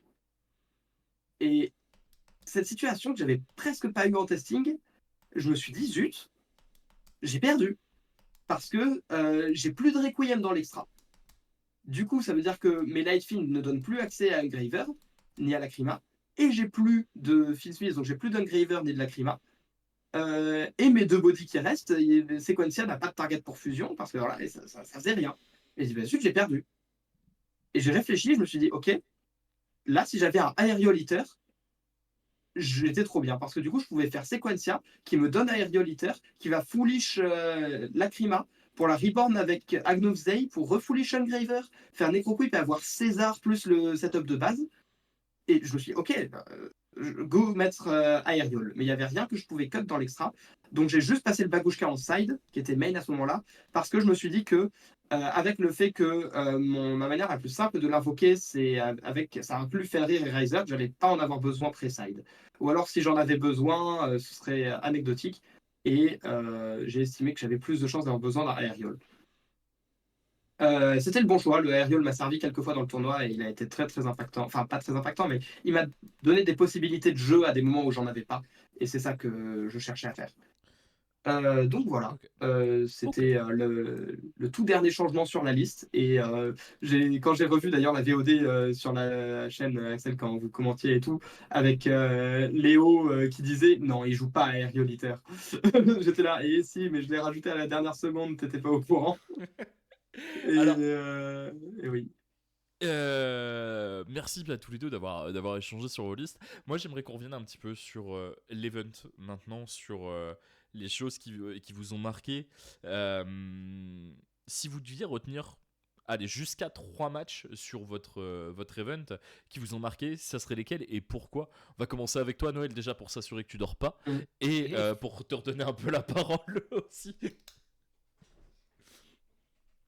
3 matchs. Je vais retenir, ma première défaite. Enfin, le premier match que je perds. Où je me rends compte, enfin, un peu à contre-cœur, mais c'était déjà plus ou moins prévu à l'entrée à l'event, c'est que on a de plus en plus de matchs qu'on perd aujourd'hui avec aucune action différente qui puisse être réalisée qui change le match. C'est-à-dire que en fait le match il est quasiment prédéterminé au moment où on pioche nos mains Et il n'y a pas de, y a aucune méthode pour essayer d'arnaquer l'adversaire et autres. Bon, pour le contexte, je joue contre un joueur Yubel. Il me reconnaît en plus. Enfin, il savait qui j'étais et je prends 2 end trap full combo à la 1 et je prends 4 end trap full combo à la 2. Il n'y a pas vraiment y a pas vraiment de choses que je peux faire différemment, alors que mes mains n'étaient pas spécialement faibles. Et à ce moment-là, je me dis, bah, si tout le tournoi, il y a des matchs comme ça va être très difficile. Euh, le deuxième match que je retiendrai, c'était contre un joueur Kashtira. Quelqu'un qui joue Kashtira pur. Et qui était peut-être un deck qui a été assez sous-coté, je pense, sur cet événement. Il y en avait quand même 4 en top cut. Et c'était un deck, je pense que pas grand monde avait sur son radar. Et pour ce qui est du match, en fait, il est assez fou ce match parce que je gagne la 1 sur 3 ou 4 erreurs d'affilée de mon adversaire qui font que j'ai le droit d'accéder à la ligne Prométhéane Zilantis, alors qu'il a, normalement, je dois jamais y accéder. Il a Fenrir, Unicorn, Burst sur le terrain. Et je crois qu'il a réussi à utiliser les 3 de la pire manière possible. Ah oui. Et la game 2, je la perds parce que je vois la ligne qui gagne. Le contexte, c'est qu'il y a 4 monstres Kashtira sur le terrain. Il y a une DDG qui s'active, donc je peux pas je peux pas envoyer de monstres au cimetière. Et il y a un terrain Kashtira sur le terrain. Et en fait, moi, j'ai accès à Fenrir, plus une Diabell Star, plus un terrain Kashtira. Et en fait, je peux casser tout le terrain adverse sans utiliser mon cimetière. Et je peux cut off, enfin, je peux cut quasiment tout son follow-up. Et normalement, je peux au moins me donner une chance de gagner. Et en fait, je me trompe de carte à cost avec Diabell Star. Au lieu de cost la magie que j'ai en main, je cost le terrain. Je rentre en battle et je crash ma Diabell Star dans son monstre parce que du coup, moi, j'ai plus le boost du terrain. Ce qui fait que je me retrouve dans une game 3, bizarre où du coup, bah, je suis encore en train de penser à l'erreur que j'ai faite au match d'avant, et donc je fais une autre erreur, enfin je fais une autre erreur en jouant vite. Je fais Wanted reprend Diabell Star du cimetière et je commence à regarder la originale dans mon cimetière qui a plus de cible à renvoyer dans le deck pour tutoriser. Oh non. Aïe, aïe, Euh, aïe. donc bah, je déclare effet de Wanted pour piocher et bah, comme je suis un meilleur joueur, je pioche Bonfire. Et, Oh, et à ce Ben moment, O'Connor alerte, MDR. et à ce moment-là, je me dis peut-être. Peut-être qu'il y a quand même un dieu là-haut qui veut que j'aille loin dans ce tournoi. Parce que même en faisant des erreurs comme ça, je me fais remettre dans la game de manière complètement inespérée. Sachant que la game, mon adversaire avait une assez bonne main. Et je pense que j'aurais pu la perdre au time. Euh, euh, et voilà. Enfin, moi, j'ai trouvé ce match-là incroyable parce qu'il y a il y a 3 games, 3 erreurs et 3 outcomes qui doivent pas se passer. C'est-à-dire que je dois pas gagner la 1, je dois probablement pas perdre la 2 et je pense que je mérite pas de gagner la troisième. Et puis, La troisième, je sais euh, laquelle ça va être et ça va être exceptionnel.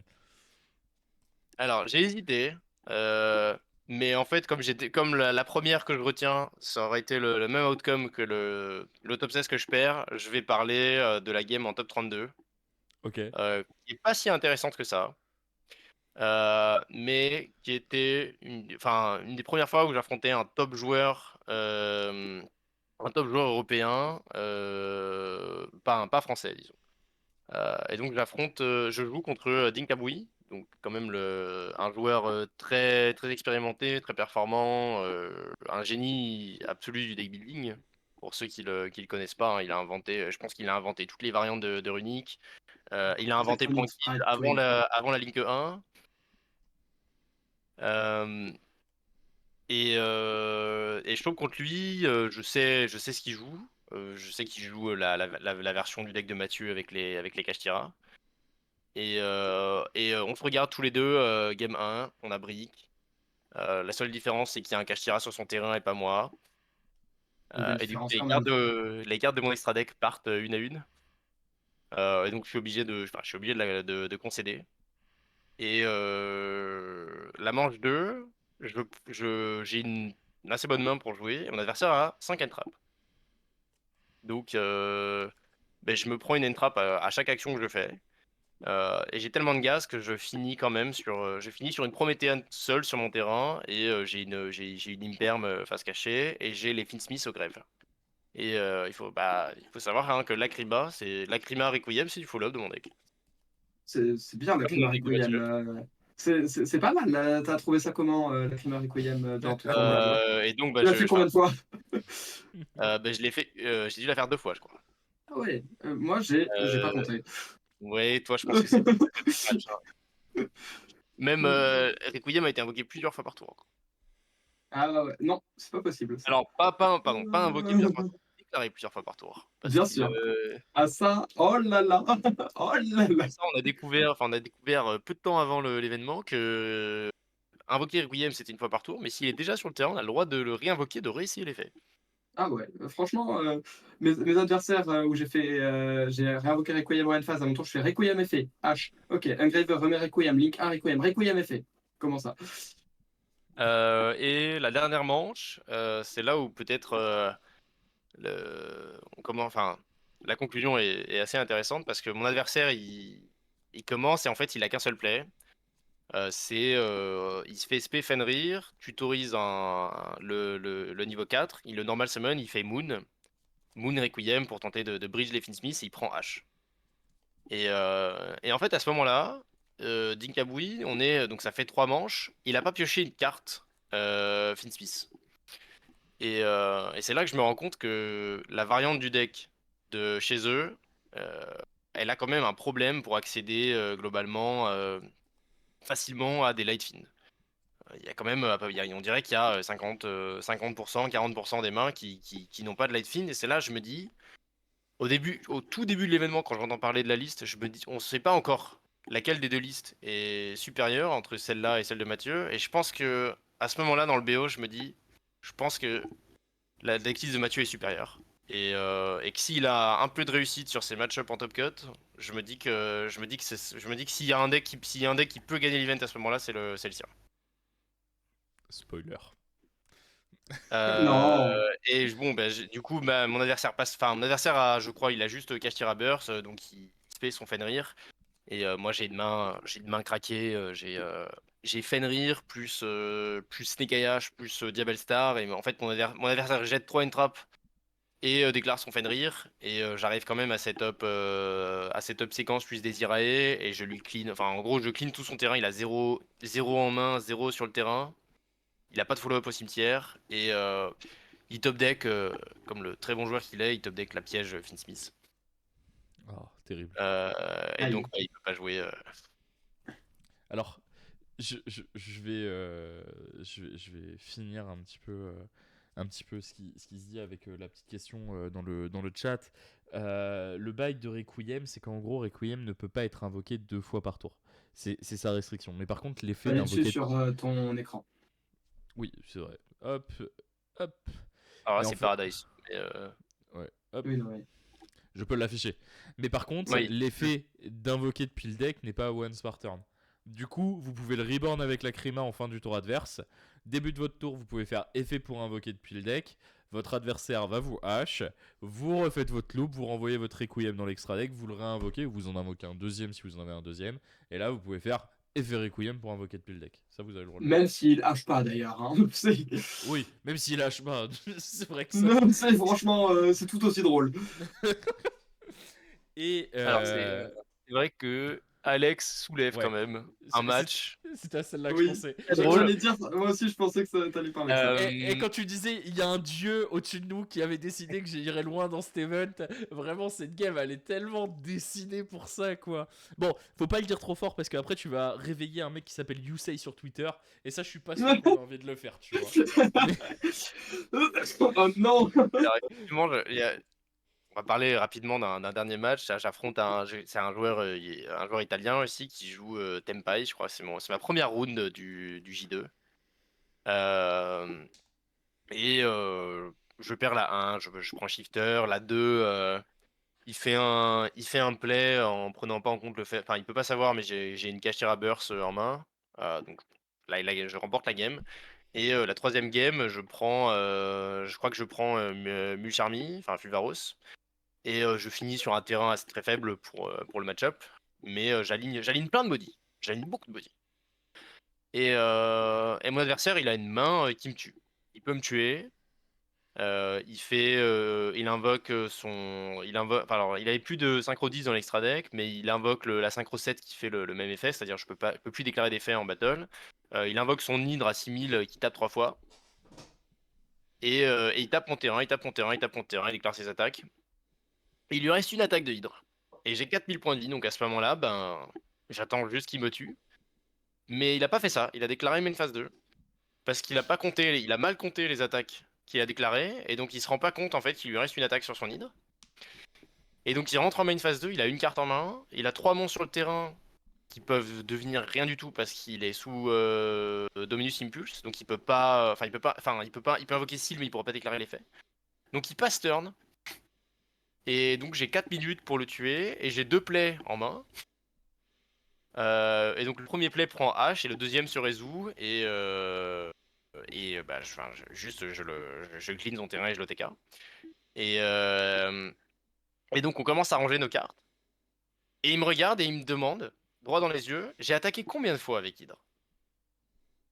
Et je lui dis, bah 2 fois. T'avais une troisième attaque que tu as jamais déclarée. Et il me regarde en rigolant, en me disant, putain. Non. Et c'est vrai que pour commencer le J2, je me dis, c'est pas mal quand même. Franchement bien. Je me dis quand même, il y a une chance, là aussi qu'il y ait quelqu'un au-dessus de moi, parce que c'était assez inespéré. Je me dis, bah, enfin, du coup, ne jamais surrend contre les joueurs Tempai parce qu'ils sont toujours capables De vous de surprendre. misplay. Ne jamais surestimer les joueurs Tempai Voilà, plutôt. le joueur Tempai. Je vais redire un truc que j'ai dit pendant le live et je reprends cette anecdote à un grand joueur français. Si vous êtes dans la merde sur une game et que vous pensez que la game elle est perdue, comptez sur votre adversaire pour vous sortir de la merde. 90% du temps, il le fera. Alors je sais que je l'ai dit, mais est-ce que tu penses à quelqu'un d'autre? Oui, parce que c'est pas toi qui l'as dit en premier. C'est sûrement vrai parce que je suis sûrement plus jeune que la personne en question. La personne qui a dit ça pour la première fois, c'est monsieur Samir Bachar. Oh oui, ça lui ressemble bien en plus. Alors, Voilà. ouais, non, c'est bien, ça colle bien au personnage. Ouais. Mais celle-là, je l'aime bien cette phrase, je l'ai dite aussi. Et puis, je vais pas vous mentir, après Mathieu, je vais te laisser expliquer ton tournoi. Bien sûr. À la round 4 de SWICS, on a vu un joueur Tempai avoir Shifter Rivalry contre un Tier Element et perdre la game. Et à partir de ce moment-là, je me suis dit, ok, dans ce YCS, tout est possible. Non. Ok. Je crois même qu'il n'arrive pas à OTK à travers Tortue Émeraude posée. C'est ça. Attends, à travers quoi? Tortue Émeraude posée. Donc Tortue Émeraude de Crystal Beast posée, c'est un FTK apparemment. C'est soldat géant de pierre, Mathieu. Le mec, il avait soldat géant de pierre posé, c'était la même merde. Exactement la même. Voilà. Eh ben écoute, Mathieu, parle-nous des 3 games qui t'ont le plus marqué sur ce tournoi. Alors, la première, on va dire que je vais prendre la round 1 parce que ça commence bien le tournoi. J'arrive round 1 tout content de jouer mon deck que j'aime trop. Je lose le dice et mon adversaire il me dit tu commences. Je suis tout de suite beaucoup moins content. Hein. Bref. Du coup, genre, game 1, je joue. Et genre, mon adversaire, je fais mon setup de base, un Desirae, des trucs. Mon adversaire il commence à jouer, il fait un board breaker, un deuxième, il m'avait trap une fois, il rentre en battle, et finalement, en fait, il a pas grand chose parce qu'il a qu'un seul starter, je le hache, les conneries. Il passe turn, et je regarde mon setup, j'ai genre euh, Desirae on board, j'ai Starfire Engraver en main, Engraver au cimetière, enfin, j'ai tout. Et là, je me dis dans ma tête, et en vrai, il a vu que des Finn Smith. Là, il pense que je joue sûrement quelque chose avec Finn Smith. Viens, je lui montre pas mon Starfire, comme ça, je garde l'info pour la game 2. Du coup, je norme pas Starfire. À la place, je norme Lacrima. Ou je sais plus ce que je norme, mais enfin, non, c'est pas, je norme à la autre chose à la place, c'est je norme pas Starfire. D'abord, je suis un Graver tuto tract pour Luri. Euh, et un peu plus tard dans le tour, je prends Impulse. Et du coup, je fais ah, zut. Et j'ai plus l'étal. J'avais l'étal parce que je pouvais norm Starfire et activer une magie dans sa colonne pour avoir un body en plus. Mais là, je l'ai activé, ma magie, c'était tract, donc j'en ai plus. Donc je fais, ben, tape, je fais des dégâts, passe. Et je fais, il avait presque pas de play au dernier tour. Sûrement, ça va bien se passer. Il a toujours pas de play. Il me regarde, il fait Raigeki, Desirae Negate. J'ai pris l'interruption, il fait Norm Fadra, Target Shundra. Je fais Explosion. Go Game 2. Et j'avoue, je me sentais pas super bien après cette Game 1. Et après, genre, Game 2, du coup, je commence. Il me regarde, il fait Draw Phase Shifter. Je fais bon, super. Je set dim barrière et passe. Et set un musket, whatever. Il me magna en end phase, donc j'ai pris Shifter Magna. À son tour, il commence à jouer et tout. Il prend dim barrière, donc il me tue pas, mais il fait Seals. Ça revient à mon tour. Je commence par spé un mob, il fait Seals, il le bounce et il invoque Drago. Alors mon deck, c'est que des lights, je rappelle. Du coup, j'ai norme un mob, j'ai battle le Drago. Et main phase 2, je joue et tout. Et au final, j'ai réussi à la gagner. Mais je suis revenu de loin. Donc voilà. Et game 3, il reste genre 6 minutes quand on la commence. Parce que on est allé sur plusieurs tours à chaque fois. Et il choisit de start, il shifter et il norme Dora Dora. Quand je vous dis qu'il a pris la meilleure imperm de sa vie, c'est qu'il a pris la meilleure imperm de sa vie. Il a 7 de passe. Et moi, je suis sous shifter et je regarde dans ma main, je vois Bright Sauce et je fais let's go. Bright Sauce, tuto unicorn, spé unicorn, effet, je prends imperm, m'en fous, tape, tu prends 2000 de dégâts, c'est ma imperm à moi, t'as perdu. Et il a perdu. Et du coup, je suis revenu vraiment des enfers sur cette game 1. Donc voilà, j'avoue, j'ai commencé mon tournoi en me disant waouh, il va pas falloir jouer comme ça tout le tournoi, hein, mais c'est passé. C'est passé. Voilà. Ensuite, deuxième game. On va aller chercher. Qu'est-ce qu'on peut aller chercher de sympathique? Ma game de top 64, on va aller chercher. Top 64, je joue contre Snake Eyes Fire King. J'étais très content, c'est mon meilleur match-up, Snake Eyes et Snake Eyes Fire King. Je gagne le dice, je commence, je vois ma main, c'est 5 trap. Je fais bah à toi. Il fait ah ouais. Il commence à jouer. Non, Snake Eye. Ah, je prends Imperm. Ah, ok. Active Island, casse, tuto, Garunix, des trucs et tout. Invoque des mobs en plus. Voilà. Et je fais ouais, ok, pas de problème. Il est là. Spé diabète est fait. Pose déception. Déception est fait. Prend Ogre. Ah, ok. Et il a pris Mourner sur Garunix aussi, comme ça, il a pas trop de dégâts et tout. Voilà. Ok, il invoque un autre mob. Il utilise ses 3 mobs on board, il fait une Prométhéane. Et je fais ok, unsummon Nibiru. Et fait ah. Il hésite à draw 1 avec Wanted, mais il se dit qu'il préfère récupérer sa déception pour follow-up. Il lui reste une inconnue en main. Donc il repose sa déception, il passe. Je draw tract. J'ai Belle en main, je fais ok, tract. Tuto Starfire, discard Belle. Il a 2 magies pièges parce qu'il a Sanctuary plus Island. Du coup, bon, le max, il va faire très mal. Et je me dis, bon, il faut juste que la dernière carte, elle soit pas problématique. Il fait drôle. Je fais, oh, let's go, il a rien de problématique. C'est parti. Et je fais énorme Link 1 P2 et je l'ai OTK. Donc voilà. Game 2. En gros, j'ai beaucoup d'entrap et une très bonne main. mais je la perds sur skill drain et double Kirin en gros. Donc juste j'ai essayé de jouer mais j'ai pas bien réussi parce que skill drain plus double Kirin c'était ça a fait mal. Quand je vous dis que les floodgates c'est des cartes. Game 3 je commence. Ma main c'est bonne main hein, franchement. C'est Wright Sauce plus Veiler Nib Lacrima Tract. C'est excellent, c'est trop fort. J'ai commencé par faire un petit terrain. Tuto Unicorn. En réseau, il m'a Fuva. Pour pas se faire rip une carte de l'extra par Unicorn. Je fais ok, Spé Unicorn, tuto Burst. On va y arriver. Normal Lacrima, effet. Foolish Trap. Foolish Paradise. Ma Paradise était en français pendant cet événement. Je sais ce À votre avis, est-ce que mon adversaire était français? Non. Absolument pas, j'ai joué contre 0 francophone. Donc qu'est-ce qu'il me dit tout naturellement? Est-ce que ça te dérange si je prends une traduction?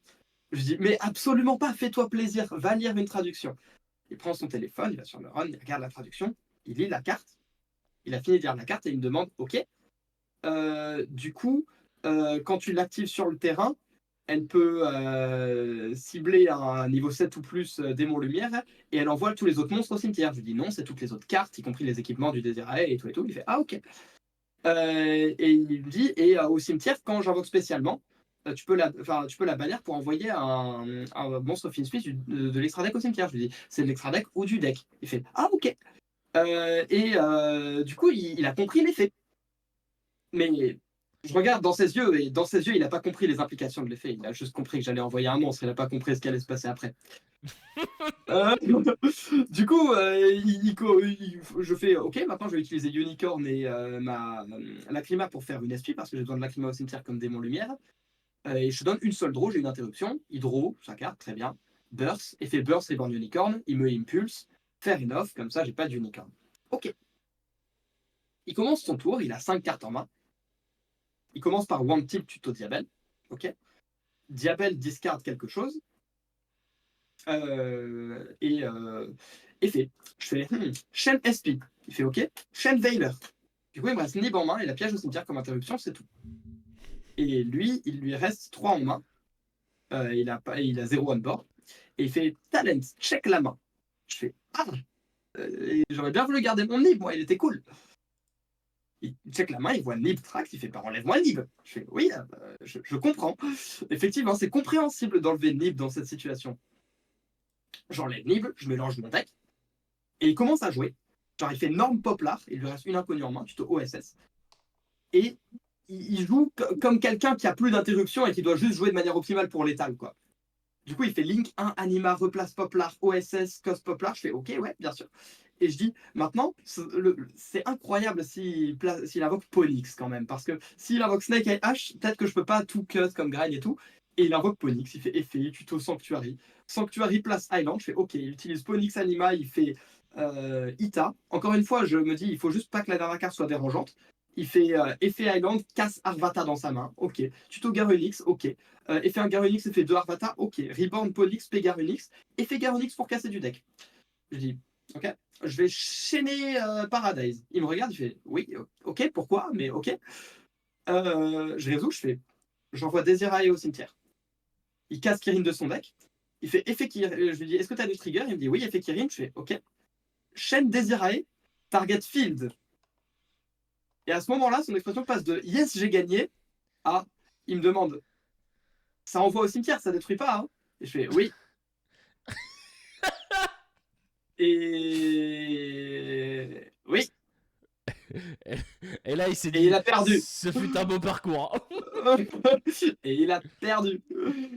Donc voilà. C'est une instance où le Paradise a été craqué. Puis toi, au moment où il a dû te dire ça envoie au cimetière, le oui que t'as dû faire, il devait avoir un smile jusqu'au bout des 2 oreilles. Là, mais moi, à partir du moment où il a cassé le Arvata dans sa main et que j'ai compris et que je savais qu'il n'y avait plus d'inconnus qui pouvaient me déranger, ah bah moi j'étais c'est juste qu'il m'a pas regardé. Hein. Mais s'il m'avait regardé, il aurait sniffé le truc, ça l'aurait pas aidé, mais il l'aurait sniffé. Ouais, En vrai, si il pouvait faire un truc, il pouvait genre tuto Garunix, ça aurait été un truc de fou. Tuto Garunix, pas effet Garunix, juste Arvata pour Reborn.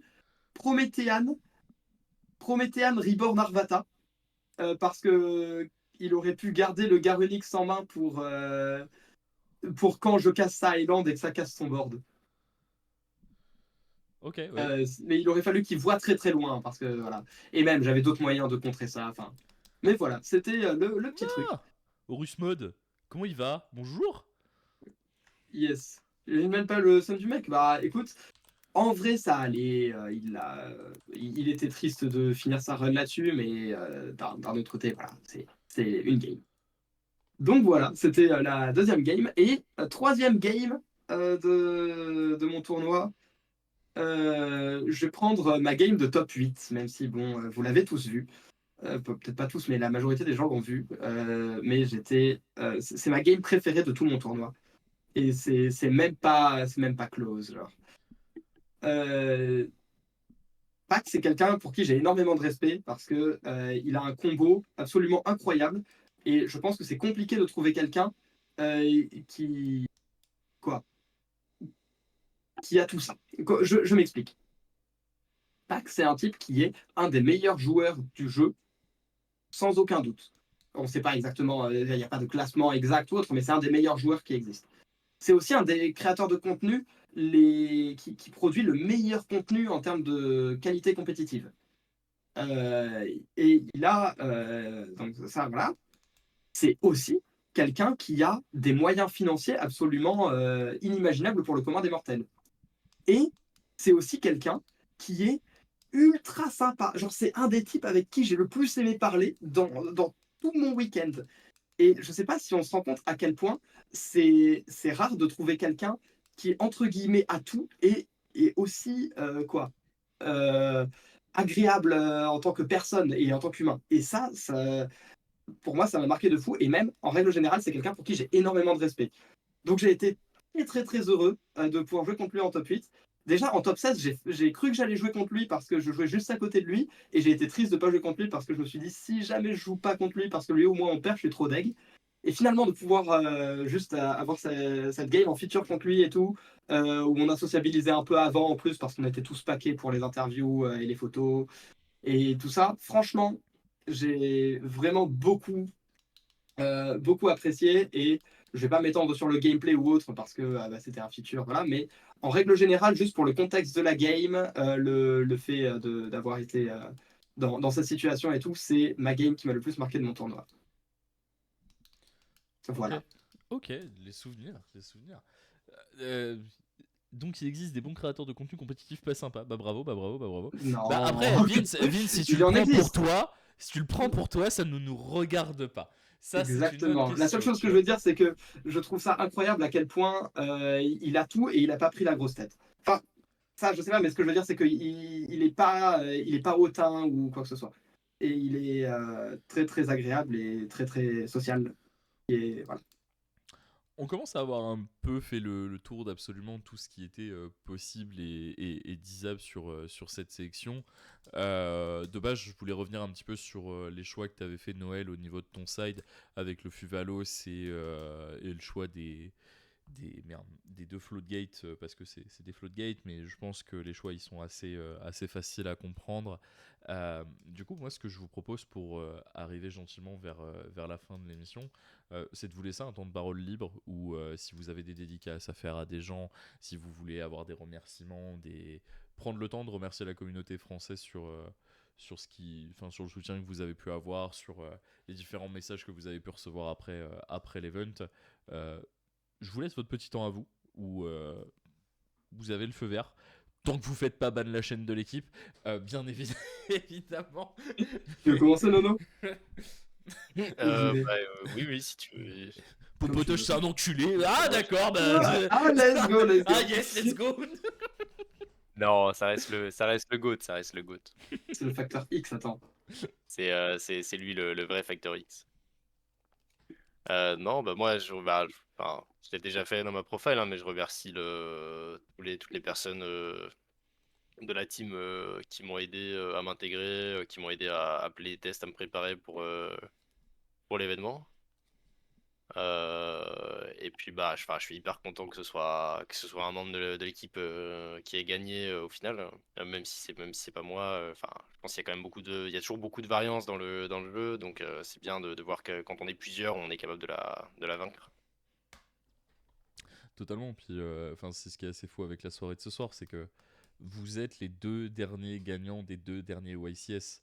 Enfin, je réfléchissais à ça tout à l'heure, mais c'est une belle affiche. C'est une belle affiche ce soir de vous avoir, de pouvoir échanger avec vous sur le retour de vos events, avoir un petit peu les insides et ce que vous avez pu ressentir sur les différents matchs que vous avez pu jouer. Et c'est vraiment un plaisir de pouvoir échanger avec vous et surtout de vous avoir dans le cercle au quotidien parce que c'est vrai que même si géographiquement on se voit pas très souvent, il y a des vrais liens qui ont pu être créés avec Noël. Noël, toi un petit peu moins parce qu'on n'a pas eu le temps de faire encore un event ensemble, mais Alors, c'est la vrai on n'a pas eu l'occasion de se croiser en WSQ depuis que j'ai rejoint la team. Mais pour l'anecdote, je n'avais pas refait d'événement en physique entre les deux YCS.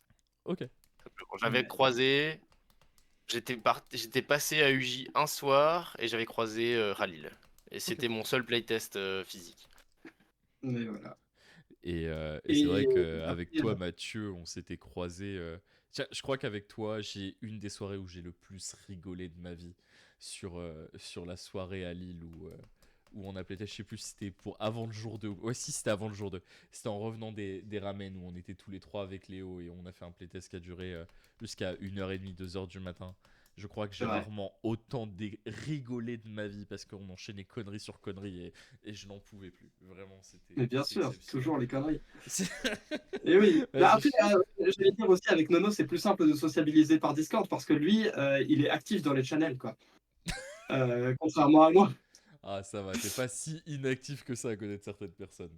Mais Ça, moi, je c'est une suis vraie balle actif perdue. spécialement en vocal, en fait, c'est surtout ça. Je suis souvent dans les channels vocaux, mais j'interagis assez peu à l'écrit. Mais c'est vrai que t'as pas la vraie expérience Mathieu en YCS si t'es pas en train de faire des BO avec lui à 2h du mat alors que tu dois te lever le lendemain à 7h pour aller à la salle de l'event. Ouais. Jamais, jamais. Et pourquoi? Pour l'anecdote, le soir, on est rentré au BNB, il y a quelqu'un qui a dit qui veut jouer, j'ai fait moi, évidemment. Et t'as fait des BO contre Tenpai avec Nat. On parle pas de vendredi soir, on parle bien de dimanche soir, hein. Oui, oui, Dimanche oui, soir, oui, dimanche soir, il est après le rentré, OSS. il venait de faire 9 rounds de passer en feature 2 fois, machin, un truc, et la seule chose qu'il voulait faire c'était jouer Yu-Gi-Oh! Mm, trop bien. Ça Ah, un truc que m'appelle. j'ai dit, je l'ai dit déjà sur mon live mardi, mais je vais le redire. Euh, J'estime que même si j'ai envie de gagner tous les events que je fais le plus possible, j'estime que mon event il est gagné quand j'ai atteint la finale. Parce que la finale, c'est la seule game où le résultat n'a entre guillemets aucun impact. Parce que c'est la seule game où que je gagne ou que je perde, dans tous les cas, je continue pas à jouer après. Alors que toutes les autres games, le fait de gagner, ça me permet de jouer une game de plus. Et ça, c'est un truc de fou. Mais du coup, quand je suis en finale, bah, il n'y a plus ça. Donc, entre guillemets, j'ai gagné mon tournoi quand j'ai atteint la finale, que je la gagne ou pas. Ok. Voilà. Parce que ça veut dire que si je suis arrivé jusqu'en finale, ça veut dire que j'ai joué le maximum de Yu-Gi-Oh possible dans des conditions de tournoi. Et que j'aurais pas pu jouer plus dans tout mon week-end. Et moi, c'est ça que je cherche quand je vais en événement. C'est ça un peu qui me motive à jouer le mieux possible. Si j'ai envie de jouer, de m'améliorer et de bien jouer, évidemment, avoir un palmarès, des scores, de gagner des tournois, ça me motive. Mais c'est surtout que plus je joue bien, plus je joue tout court. Et c'est ça qui m'intéresse aussi. Ok, ok. Voilà. Est-ce que t'as Pour ce qui un est dernier mot? ouais, bah pour tout ce qui est la communauté FR, merci à tous les gens qui sont venus me voir pendant l'événement et qui m'ont, juste pour dire bonjour ou autre, ça m'a toujours fait extrêmement plaisir. Tous les gens qui ont soutenu aussi via les streams, que ce soit ici, que ce soit chez Vince, que ce soit ailleurs. Merci à tous les gens qui sont sur la photo ici, c'était incroyable. J'ai passé vraiment un week-end de zinzin avec beaucoup de gens que j'apprécie énormément et j'ai hâte d'en refaire. Je vais vous souhaiter à tous quand même de continuer à jouer à ce jeu ou à au moins le suivre parce que c'est un jeu qui, en dehors du gameplay, même si moi c'est un jeu que j'aime beaucoup pour son gameplay évidemment, mais en dehors du gameplay, l'aspect social qu'il apporte est quand même absolument monumental et il fait vivre des moments incroyables, même en dehors du fait de gagner des YCS. J'ai parlé par exemple du YCS de Lille où j'ai fait un très mauvais score.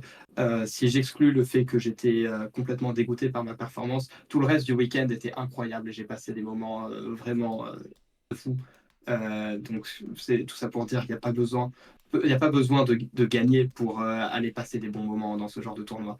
Et c'est quelque chose que ce jeu apporte que tout ne peut pas apporter. Franchement, moi, c'est une des raisons pour lesquelles j'arrêterai juste jamais. Donc j'espère qu'il y a d'autres gens qui sont aussi passionnés que moi et qu'on se retrouvera pour jouer une prochaine fois.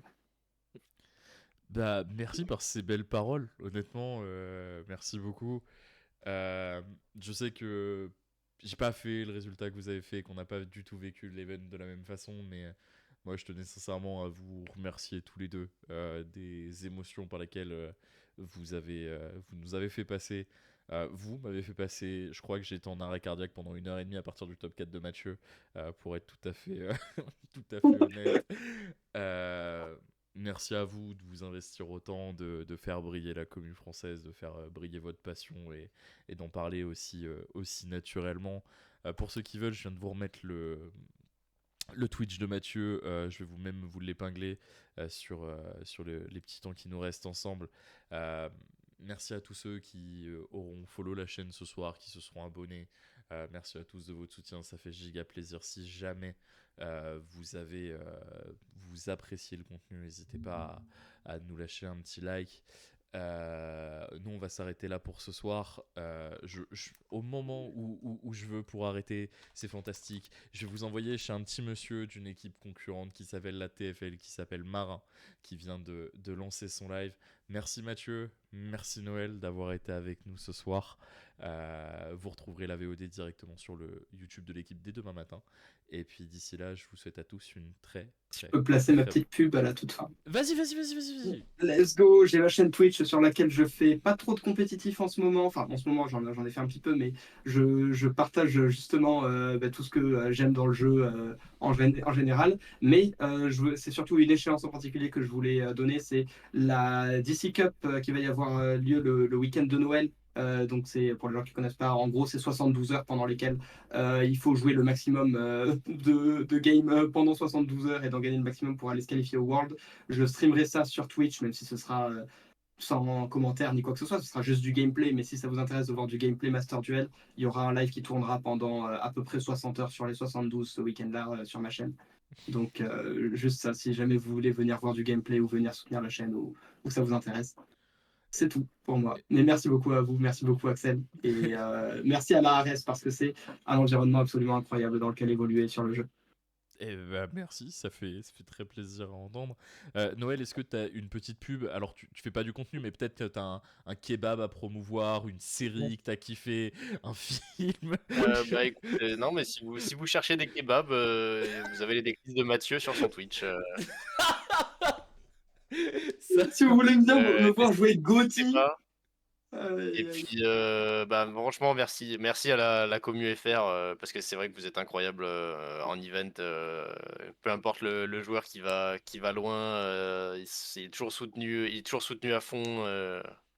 Et c'est toujours agréable d'avoir des gens qui viennent vous dire bonjour et qui sont fiers de voir des gens représenter le pays en event. Eh ben, écoutez, merci à tous. Passez une très bonne fin de soirée. Je vous envoie, putain, chez le poteau marin. Et puis, je vous souhaite à tous une très très bonne fin de soirée. Allez, à Salut tous. à tous. Salut à tous. Merci Axel.